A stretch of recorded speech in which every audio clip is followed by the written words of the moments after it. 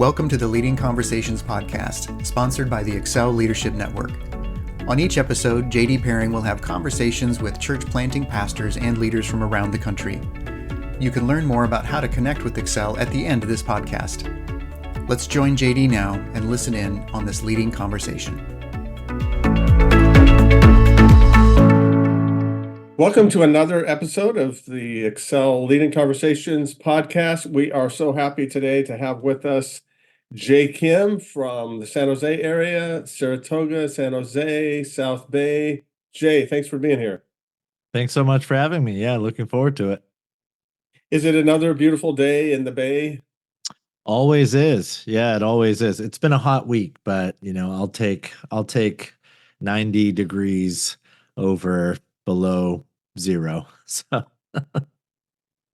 Okay, well, you are pastoring at Westgate Church now, and two locations.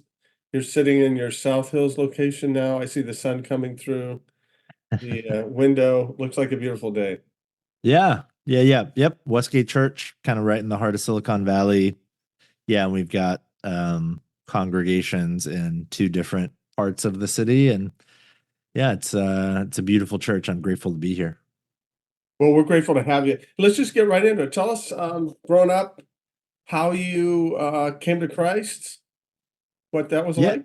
Yeah. I mean, I grew up going to church. My, obviously I don't remember, but when I was born, neither of my parents were followers of Jesus. I think they both would have considered themselves probably agnostics. But my mother had a pretty radical conversion experience when I was 2. And it was one of those stories where she went from 0 to 100 overnight. So she became literally overnight, this deeply passionate, committed follower of Jesus. And so that's all I remember of her, for as far back as my memory goes. She has always been one of the most passionate followers of Christ that I know. And she still is to this day. So I grew up going to church. I grew up very much sort of entrenched and enmeshed in the 1990s youth ministry subculture, evangelical youth ministry subculture. So I was a church kid growing up. And then in college, my early years of college, between 18 and 20 or 21 or so, just for a couple of years, I went through what is, sadly now a pretty common story for many people who grew up in church. I went through a deconstruction of faith season where I walked away from my faith, walked away from the church. So I spent a couple of years just sort of wandering and seeking and searching. And then, long story short, made my way back to faith, to Jesus, and eventually the church in my very early 20s, when I was 20 or 21, through a small group of guys. They invited me to their small group, and I think it was then that I really sort of made faith my own rather than, the faith of my mother that I had inherited. And so that was, over 20 years ago now. And that's kind of the story. Was that in a college group, or where were you at school? Now I was at a local state university here in San Jose, at San Jose State University. No, these were guys. It wasn't a college ministry. It wasn't a ministry at all, really. At least not in an official capacity. These were guys that were a handful of years older than me. So I'm like 20, 21. These guys were mid to late 20s.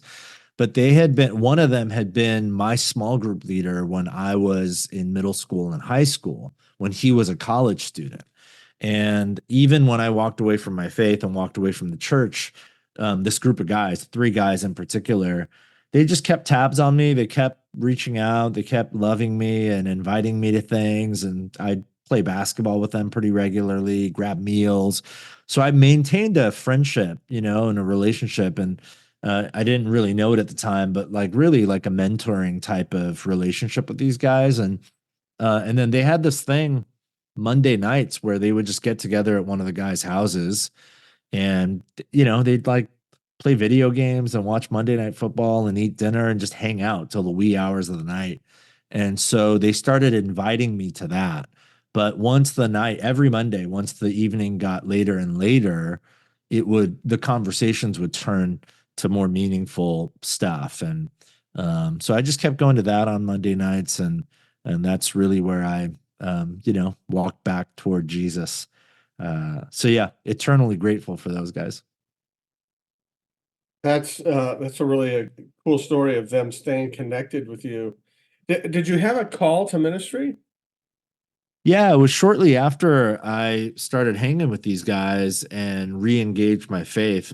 All of them were still serving in like a volunteer capacity at the church where I had grown up. They were all either like one of them was serving as like, a volunteer worship leader, and then the other two guys were small group leaders. They continued being small group leaders in the youth ministry at the church. And eventually, once I made my way back to faith and back to Jesus and eventually back to that church, I just really wanted the joy and the purpose and significance that these guys had. So I just kind of decided, I think I'll just kind of do what they do. And so they were all volunteering as small group leaders in the youth ministry. So I thought, well, I guess I'll do that. So I became a small group leader for seventh grade boys. And I was going to San Jose State at the time. I was studying business. I was working at a bank. I thought at that time I would just graduate from college with my business degree and keep working at the bank and be like a bank manager. I thought that would be my career. But I found myself, once I became a small group leader, just waking up every day, not thinking about school, not really thinking about work or even just my social life. I found myself waking up every day thinking about my small group and just like, unable to manage my own sort of excitement for the next time I would be with these kids, because I was learning so much from the questions they were asking, and I was watching, sort of experiencing my own faith, come alive in some really special ways. So long story short, that, through some conversations with some mentors, and a discernment process, realized, oh my gosh, I could actually maybe pursue doing this, all the time. And that was when I really felt my first strong call to ministry. So I dropped out of San Jose State and enrolled at a small Christian college that was in town at the time, and became a youth pastor. And that was in the early 2000s. So yeah. Wow, that's quite radical. Wow. Hey, let me go back and ask you this question. It just kind of hit me that you walked through this time of deconstructing your faith, and then you came back. Do you have any uh, recommendations or advice for either people who are going through that deconstructive stage, or they, maybe their kids or their younger siblings are going through that? Yeah. I mean, lots of thoughts. I think the first thing I would say is I think there's a misunderstanding that doubt or skepticism is somehow antithetical to faith. But I actually think doubt and skepticism is a natural part of faith. It's a natural part of one's faith journey.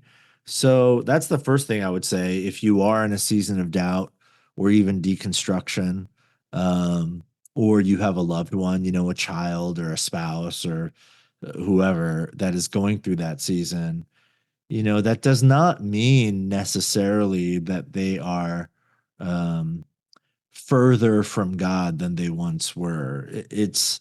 They might be, but it doesn't necessarily mean that. And I think it's important to hold people's doubts and skepticism as a gift. The fact that that they are doubting, that they're skeptical, it's painful for sure, I think, but it can be a gift, because it's an open door. I would much rather go through a season of doubt and skepticism and go on the journey toward a more a much more deeper, richer faith than continue to just perpetually live in the shallows of faith. I think thoughtfulness and asking questions, that's always been a part of the Christian tradition. So that's the first thing I would say.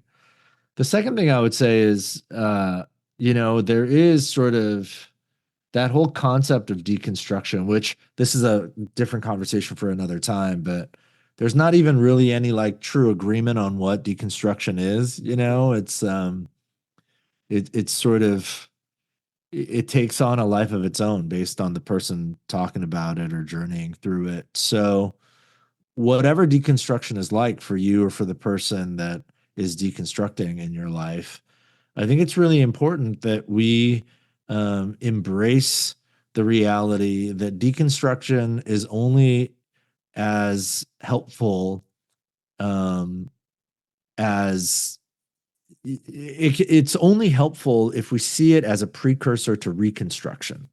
Otherwise, deconstruction just leaves us with like the rubble of our old faith, but it gives us nothing to move forward into. So I think that would be the second thing I would say is, sure, if you're in a season of deconstruction, do that, but do it with people who love you and care about you and are willing to hold your tensions and your questions with you for the sake of moving toward reconstruction. Whatever you're reconstructing, you've got to reconstruct something.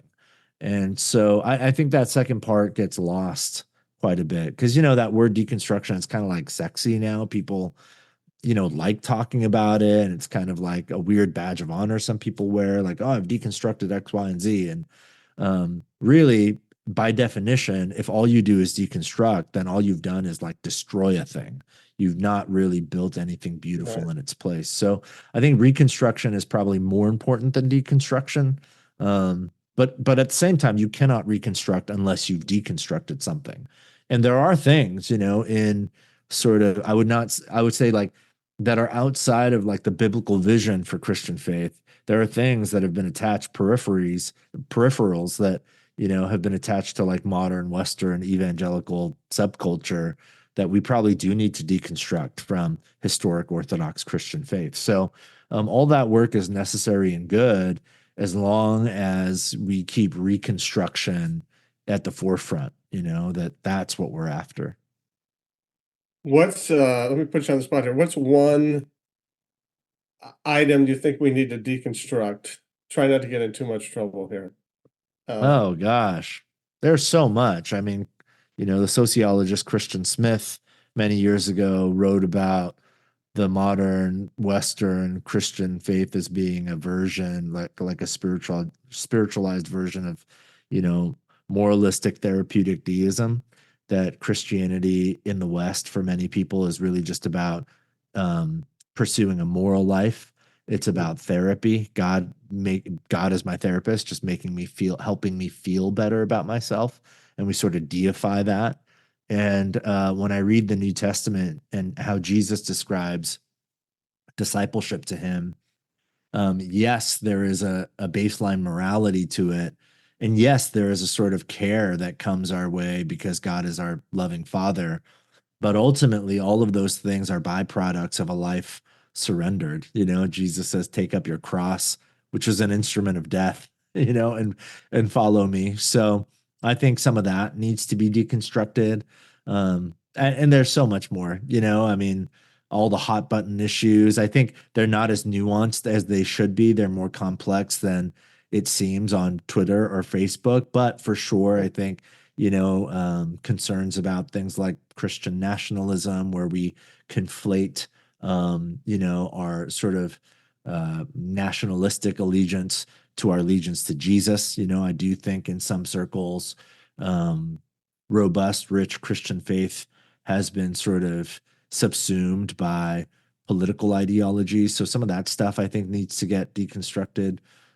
So yeah, I mean, there's a lot, we can go on and on, talk about sexuality and gender, whatever else. There's so much. But yeah, it's those could all be different separate podcast conversations. Sure. Well, thanks for taking that little road trip with me. Hey, let's get back. You go to the Christian college, you become a youth pastor. Then what happened? Yeah, so I started serving in youth ministry. Like my first full-time youth ministry role was at a church called Church on the Hill here in San Jose. And I was a youth pastor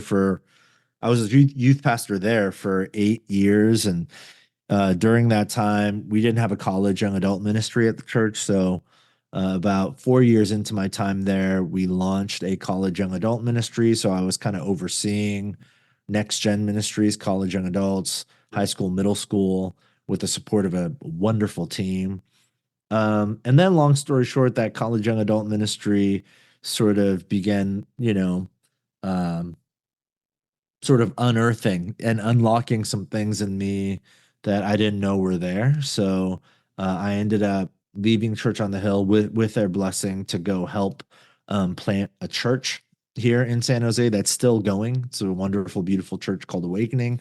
So I was a part of the launch team that launched Awakening back in 2012. So it was 12 years ago. And then from there, I joined the team at Westgate, where I'm on staff now as a teaching pastor. Um, and I only served as a teaching pastor at Westgate for like 2 or 3 years. And then I left to go co lead a smaller church in Santa Cruz, which is about 30 minutes south of San Jose, a beautiful, wonderful church in Santa Cruz called Vintage Faith. So I co led that church with a dear friend of mine, Dan Kimball, for 4 years. And then in the middle of those 4 years, Westgate Church, the elders, and my predecessor here, Steve Clifford, who I think has been on your podcast, they Yeah. reached out and said, hey, would you consider coming back and going through the process of possibly a succession transition, leadership transition season here at Westgate? So after 2 years of conversation and prayer and discernment, Jenny and I, my wife and I, and our family, we came back to Westgate in 2020. And then I stepped into the lead pastor role here at the start of 2022. So, yeah, that's been my whole sort of 20-year journey in ministry. You mentioned several times that you were at a beautiful church, a healthy church. Sounds like you've had some great church experiences. I have, yeah. I mean, honestly, I've been on staff at 4 different churches in 20 years.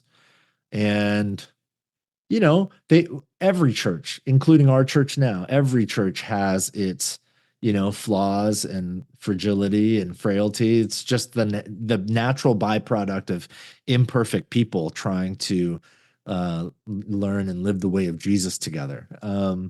So yeah, of course, none of our churches have been perfect. There is not a perfect church, never has been, never will be.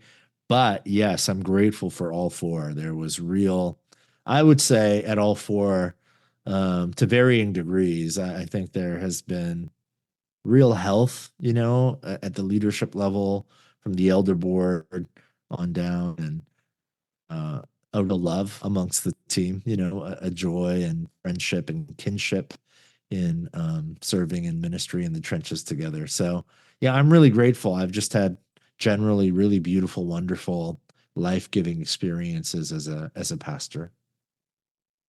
I would say that that's not always the norm. So Right. what do you attribute that to? You're just really Yeah. picking where God's you. grace. No, I mean God's grace. I don't know. I really don't know. I will say I've had the great privilege of being able to serve alongside and under some wonderful, humble, godly leaders. So, like many of them, real genuine, honest, transparent. Um, where accountability is not shunned but invited. Uh, a simplicity. I think there's been a simplicity to all of these churches, not in a negative way, but in a really positive way. Simplicity along the lines of just, keeping first things first. Um, so yeah, I just think it's God's grace and His grace expressing itself in many ways, but particularly in just the great gift I've had to be surrounded by some amazing leaders. Yeah, incredible men and women. Well, that's great. That's great for you. And I wish we just had more of that. So I think a lot of that just comes down to the leader being, like Yeah. you said, a solid leader. Talk about your church planting experience. You jumped into that. What was that like? Yeah, it was really hard. I don't recommend it for the faint of heart. Yeah, it was really tough, but beautiful and profound. And I learned so much in that season that I'm not sure I could have learned in any other type of environment. Like I said, the church is still going strong, stronger than it was when I was there, which I'm really grateful for. I planted the church with a dear friend of mine named Ryan Ingram, who was the lead pastor, still is the lead pastor, and I supported him in a number of ways. Yeah, it was, uh, like on a physical, mental, emotional level, there's just nothing like the experience of watching God give birth from day one to a new thing. And God does new things all the time. We feel like at Westgate, we just talked about this on Sunday, we feel like God's doing a new thing here as well. Not because we're conjuring something up or it's a strategy. We just sense like, oh my gosh, is God doing a new thing? So God does new things in churches young and old, of course, but it's a very unique experience to have a front row seat to a literal new thing, a community that did not exist coming into existence. It's just, God sort of moves in very unique ways in those seasons. And the way it sort of galvanizes not just like the staff or the pastors, but the entire community. It's a profound thing to watch and witness. It's hard to deny in church planting the Spirit of God because um, almost every day you're just clinging to the reality that, oh geez, like, God, if you don't do this, it's not going to happen, and that's true in my context now, but it's harder for me to see it and feel it at a literal baseline level. Sure. But in church planting, it's like literal, like, oh gosh, the school that we're renting for our gatherings has an event this weekend. Now they're telling us we can't meet in the room where we normally meet, and we don't have a meeting place. God, if you don't do this, it's not going to happen. Like, we don't have any answers. It's Wednesday and Sunday is 4 days away or whatever, like, so, watching God show up, witnessing his faithfulness in situations like that at a very visceral level, was a beautiful thing. It deepened my faith for sure in ways that I think will be with me forever. Oh, that's a great testimony of church planting. I have a little PTSD though when you said, "Hey, you got to call. You can't meet there on Sunday." Like, oh no, I remember. Yeah, you know what that's Yes, like. I do. I do remember saying, I don't know, maybe we'll have to be on the freeway and meet there. And our setup team came up to me afterwards and said, "We're pretty sure we can give you 15 minutes." I'm like, "What are you talking about?" "Well, we can set some cars up on this side. We can get everything set up. We can do 15 minutes, but by that time the police will probably be here." So like I was just joking about doing it on 99. Yeah, yeah. Oh Hey, man. talk about the transition, the succession plan with Steve Clifford. Yeah. I mean, you've had Steve on, Steve. He's, I tell people all the time, he's the best leader I know. He's still obviously a dear friend, but he's really my pastor. I'm proud to say that. I've said that publicly many, many times. And he still pastors me. I just had lunch with him a week ago, and he was pastoring me then. So yeah, I first got to know Steve during the church planting days. So right around 2011, when we were sort of building up to launch this church, um, as you know, JD, in church planting, typically you don't have an elder board because you don't really have a church yet. You don't have like established leaders. So the first couple of years of our church plant, we did not have an elder board. We had an advisory board made up of senior leaders, pastors, lead pastors from around the area in our city, men that we just admired and respected. They were our board. So and Steve was on that board. So that's how I really got to know Steve closely as a friend. Because once a month at this little coffee shop in downtown Campbell, we'd get together at 6 a.m. and just share coffee and give updates and pray for one another for a couple of hours. And really struck up a friendship there, and he began investing in my life and pouring into me as a pastor really intentionally from that moment on. So our friendship goes way back, and there's so much I admire about Steve, but one of the things, it's in the top 5 of the many things I admire so much about him. One of the things is just his humility and his integrity. He truly is one of the most humble and integrous leaders I've ever met. And that should kind of be a given that a Christian leader should be humble and lead and serve and live with integrity. But sadly, that's not always true. But it is often true. But in Steve's life, I've seen humility and integrity in ways that are sort of beyond the norm, just extraordinary, like really extraordinary ways. So when he invited me to go through this process of succession and transition, he was really honest. It was a very unique situation. It wasn't like, hey, Jay, on this date, I would like you to come and become the lead pastor of our church. It didn't work that way. He said, Jay, we would like you to prayerfully consider coming back to Westgate without a guarantee that you'll become the lead pastor. We'd like you to join our team and serve as a teaching pastor again, but serve on the executive team right alongside me, come to elder meetings, and let's do that for a year. And then the elders will decide at that time. And Steve was saying, like, I won't even decide. The elders will decide at that time if they feel like you are the right candidate to present to our congregation, because our bylaws state that we need a congregational vote for a lead pastor change. So I would not have, I mean, that's not an ideal scenario. I would not recommend that sort of situation. 1 year risk.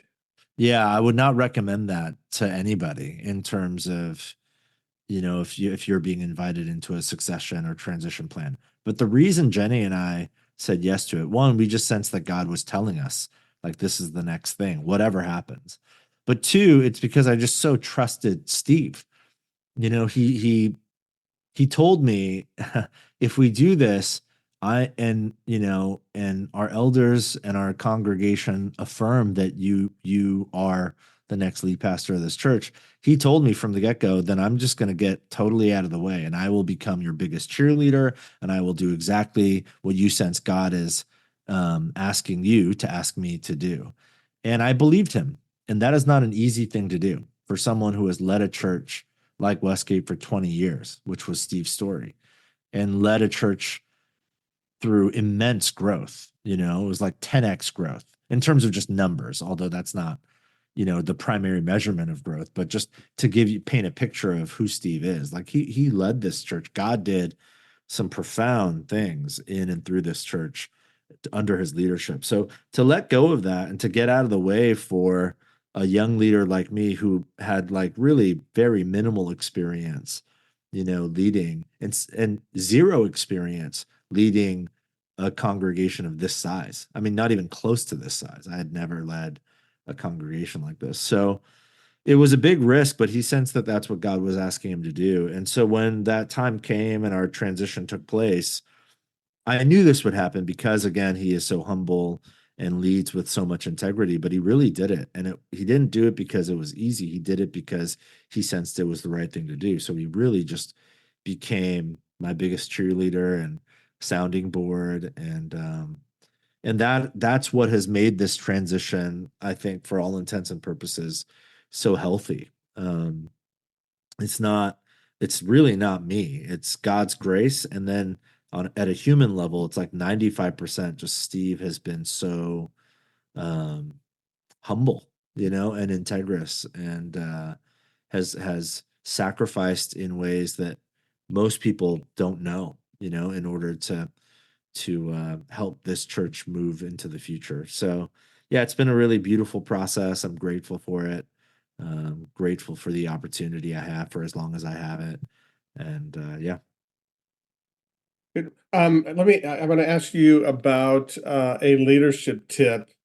But before I do, you work a little bit with my son, Scott, who's on. Yeah. Yeah. Tell me, what's your take on Scott? Well, We can edit this part out if it's. I know. I was about to make a joke, but I don't want him. You can make a joke. In all seriousness, I love Scott. I love Scott and Sue and the boys. They're an incredible family. First of all, Scott, For those who don't know, JD's son Scott is one of our elders here at our church. Um, but beyond his role as an elder and as a spiritual leader in our church, I just love his family. I've witnessed up close, not like, oh gosh, he's such a great elder, but I've really seen up close and personal how good of a husband and a dad he is, which gives me so much confidence in everything else that he does. And he does a lot at our church. He's not just like an elder who's like, yeah, I come to the elder meetings and then contribute my opinion and leave. He is so engaged. We text all the time. And he's just shoulder to shoulder with me on so many levels, like literally shoulder to shoulder. We're some people know this, but we're in the middle of a campaign right now, and as a part of the campaign, I had to have like, I think the grand total number was like 63 one-on-one coffee meetings with folks in our church, which is a lot over the course of like a month and a half. It was intense.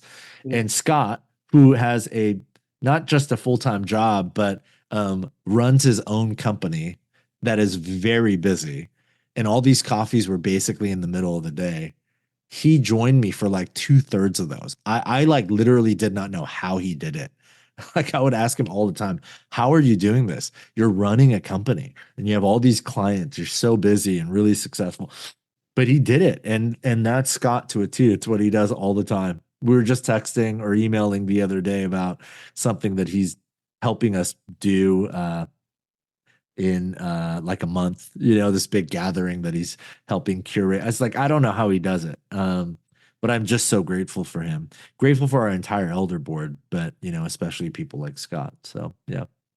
Well, he speaks very highly of you and Steve and the church, and he's always talking about the, I don't want to say schemes, but the vision that you guys have for what's happening. So thank you for taking care of him. It's great as a father to see a son. Oh gosh, no, I feel like he's taking care of me. So thank you for raising him. I think his mother, she did. That's right. That's right. Good That answer. came out Good as answer. he was just this always been about the smartest kid I've ever met. His younger brother and him will argue about that, but anyway. Hey, we're running out of time here, but I want to give you a chance to give us a leadership tip. You're talking to leaders. What does J. Kim say to them? Oh gosh, I don't know. There's so much. I don't know. I'll just share the first thing that comes to mind. Um, go slow is what I would say. I think most people, especially in church, but in all facets of life, I think most people who in the secular world, you would say sort of rise to, high levels of leadership. I think in church world, we would say, those who are called and invited to central leadership roles. For most of us, secular and, in vocational ministry, I think a part of that happens because there's a sort of natural drive in us, a desire to get things done, to accomplish, to succeed, to win, to be first, all of those things that aren't necessarily in and of themselves inherently bad, but they all have potential danger sort of latent, within them. And I think one of the dangers is the temptation to be first. And I think my encouragement would be that the biblical vision for leadership is not to be first, it's to be faithful. And that distinction has been really helpful for me because often I am tempted to be first. I want to win, I want to be the whatever, fill in the blank with whatever awesome adjective. But I am always reminded and often have been reminded through my own shortcomings and failures and unnecessary pain that I've caused because of my own sort of brokenness. I'm reminded that, God is, El Olam, the eternal God. He's not bound by time and he's writing an eternal story. And our 30, 40 years in local church ministry, our 70, 80 years just living and breathing on this planet as it currently is It's just a blip on the big, long, overarching story of the universe that God is writing. So trust that story and just be faithful to the small part he's asking you to play, rather than putting that pressure on yourself to produce and create and curate whatever version of success the world tells you you need to create. I think those are all lies. It's a myth. So be faithful, don't try so hard to be first. I think that would be my encouragement. That's excellent. That's really a good word. Last thing, just have a new book out, Listen, Speak. Can you tell us about where to get it? Yeah, I mean, you can get it anywhere they sell books, Amazon or wherever else. It's just a book about learning to quiet the noise in our lives to be able to actually listen and hear the voice of God, which is always speaking. And then in turn, to be able to speak into the noise of our day in a way that's actually heard. So I hope it's a practically helpful book for folks, especially as we enter, as church leaders, the political season and election year and all of that. Fun times. Well, excellent book. I read it and highly recommend it. And hey, thanks so much, Jay, for what you're doing. Thanks for your ministry there. Thanks for being such a rock in the Bay Area, the South Bay, especially for giving us an example of solid leadership and the great succession. Your humility and attitude obviously has helped those churches that you've been involved with be beautiful, as you say. So thanks so much. Thanks for your time.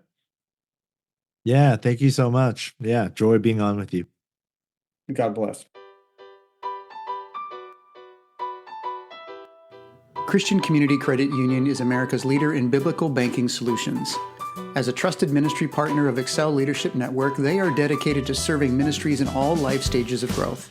Whether you're planting a new church or expanding, Christian Community Credit Union will come alongside your ministry to help you grow so you can serve more. They offer low-rate ministry loans as well as products to maximize your ministry's money, including high-interest checking, savings, and CDs.